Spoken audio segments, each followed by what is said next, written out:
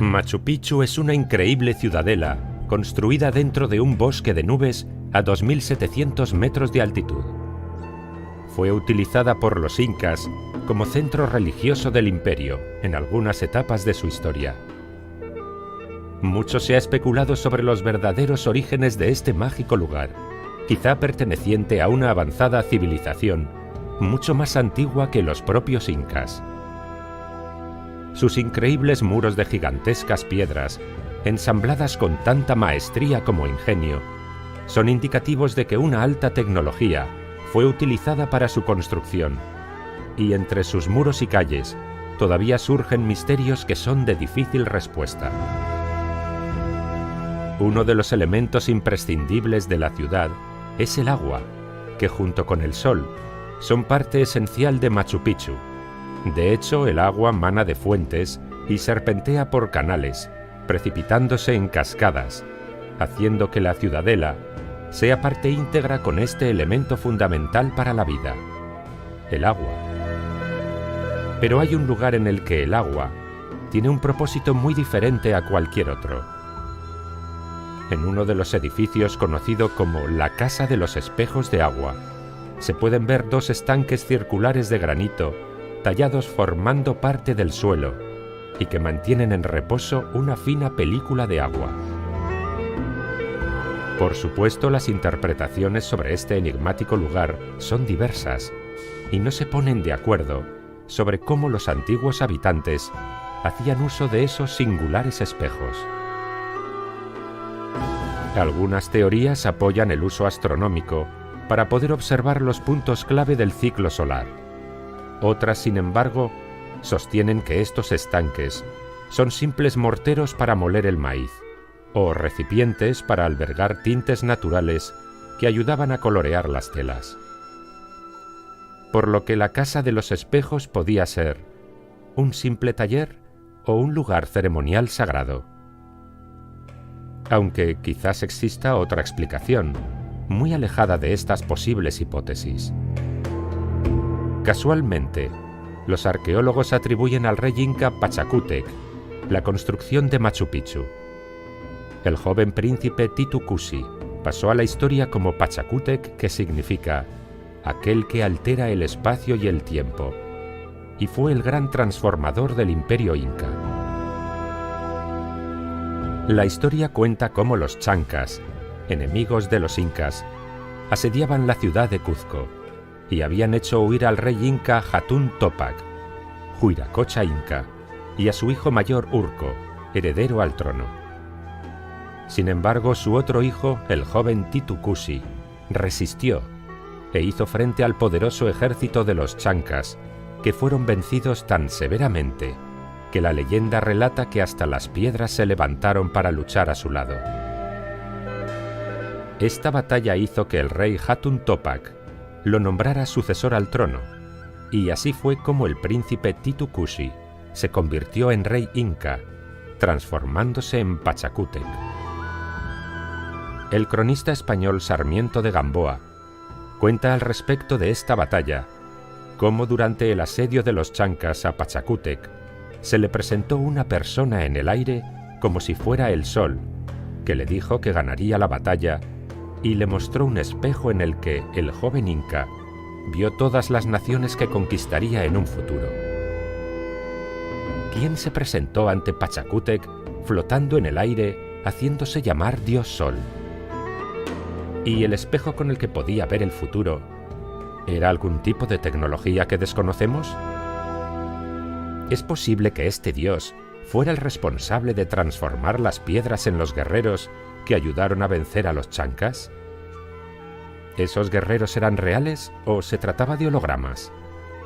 ¿O quizás solo son historias tergiversadas? Quizá demasiadas preguntas que no tienen respuesta. También hay otra versión de los hechos, recogida por el cronista José de Acosta, que cuenta cómo un día el rey inca descansaba frente a una fuente cuando una cegadora luz proveniente del cielo cayó al agua.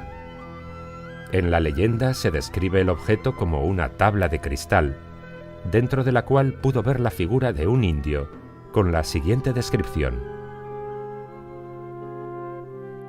De lo alto de la cabeza le salían 3 rayos resplandecientes como si fueran los rayos del sol. De los brazos le salían culebras enroscadas. En la cabeza y en las orejas tenía joyas como los incas y vestía con atuendos incas. De entre las piernas y por la espalda le salía la cabeza de un felino y una culebra que le bajaba por la espalda. La figura que se veía dentro del espejo debía ser tan atemorizante para Pachacútec que huyó nada más verla. Pero el extraño ser le llamó y le dijo: «Ven aquí, hijo, no temas, que yo soy el sol, vuestro padre. Sé que someteréis a muchas naciones. Tened en cuenta reverenciarme y acordaos de mí en vuestros sacrificios». Cuando rescató la extraña tabla de cristal del fondo de la fuente, la miró y tuvo una visión que le reveló todas sus futuras conquistas. Pachacútec mantuvo el espejo cerca de sí toda su vida y lo consultó como si fuera un oráculo que le permitía quizá estar en contacto con el que consideraba el dios Sol. ¿Qué clase de ser podría haber sido el que visitó a Pachacútec? ¿Era real? ¿O solamente fruto de leyendas y supersticiones? En el extraño encuentro con el rey Inca, este dios Sol se identifica como tal. Ya hemos visto que existe un culto al Sol que se practicaba desde la antigüedad, quizá desde el antiguo continente perdido de la Atlántida. Y el culto al Sol todavía está presente en instituciones y religiones. Pero lo más impactante de todo es que a Pachacútec le pide que le adoren y que hagan sacrificios en su nombre. ¿Qué tipo de entidad necesitaría adoración y rituales de sacrificios? Hay que recordar que los incas adoraron al sol y era el símbolo de la ciudad de Cuzco, capital del imperio. Por esa razón cubrieron la ciudad de oro, para que brillara como el mismísimo sol. El culto al sol era el eje de su vida. También resulta sorprendente cómo la descripción de aquel extraño ser tiene una estrecha relación con las figuras antropomorfas que la cultura de Paracas plasmó en sus tejidos. Estamos hablando de la misma cultura de la que se han encontrado cráneos alargados y con una capacidad craneal mayor que la de cualquier humano común. Los mismos rasgos que se ven en jeroglíficos, estatuas de reyes y dioses egipcios o en representaciones sumerias. Además, sabemos que los últimos análisis de ADN revelan que hay una conexión que vincula a Paracas con la zona de Crimea, es decir, que estos humanos de cráneo grande y alargado podrían ser la respuesta a muchos enigmas de la historia. Volviendo a la sala de los espejos de agua de Machu Picchu y conociendo las crónicas españolas, puede que ahora se comprenda mejor la finalidad del lugar. Quizás servían para introducir en ellos la tabla de cristal o espejo que le fue entregado a Pachacútec para mantener comunicaciones con estos extraños seres, abriendo una ventana dimensional a otro lugar para establecer una conexión entre dos lugares o dimensiones diferentes.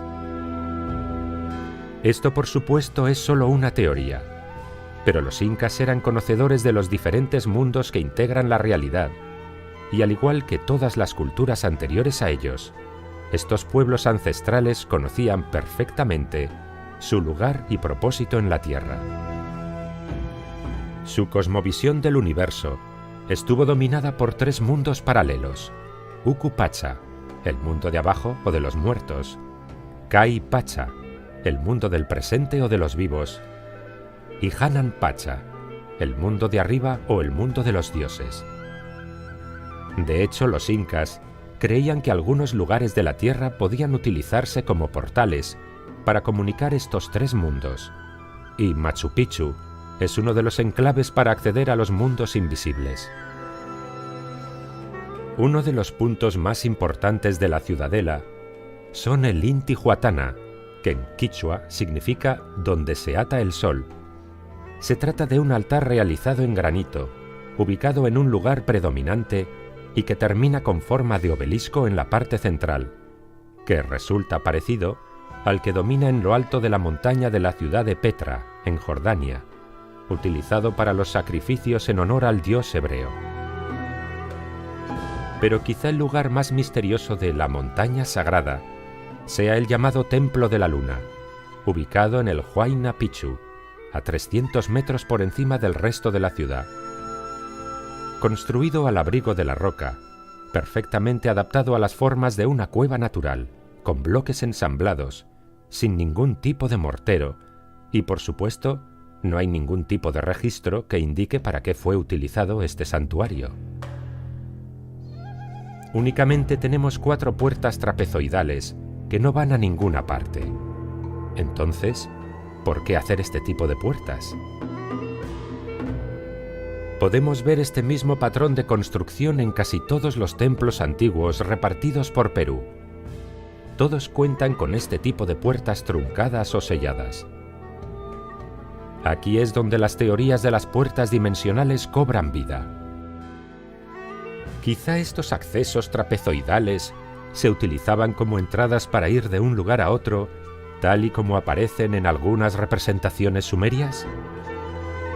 No tiene sentido hacer unos diseños tan exquisitos en roca, cortando y puliendo la superficie tan perfectamente, que resulta extraño dedicar tanto esfuerzo y trabajo solo para ser utilizado como simples altares de ofrendas. Tal vez los sacerdotes incas conocían la técnica para abrir estos portales, que, según las leyendas de algunos de esos lugares sagrados, fueron utilizados para encontrarse con los dioses.